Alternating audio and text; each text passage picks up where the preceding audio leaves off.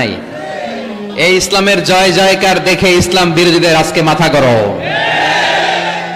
এদের মাথা গরম। এরা চায় না ইসলামের বিজয় হোক। মানুষ পঙ্গপালের মতো ইসলামের দিকে ছুটে চলেছে, ধাবিত হচ্ছে, ঝাঁপিয়ে পড়ছে, ইসলাম এগিয়ে যাচ্ছে, ভিক্টরি সাইনের দিকে ইসলাম ধাবিত হচ্ছে। এটা ওদের সহ্য হয় না। চিল্লায় বলেন ঠিক কিনা? আল্লাহ বলেন তোদের সহ্য হোক আর না হোক, ইসলামের বিজয়কে আমি পৃথিবীর মধ্যে প্রতিষ্ঠিত করে দেবো। জোরে কোন ঠিক কিনা?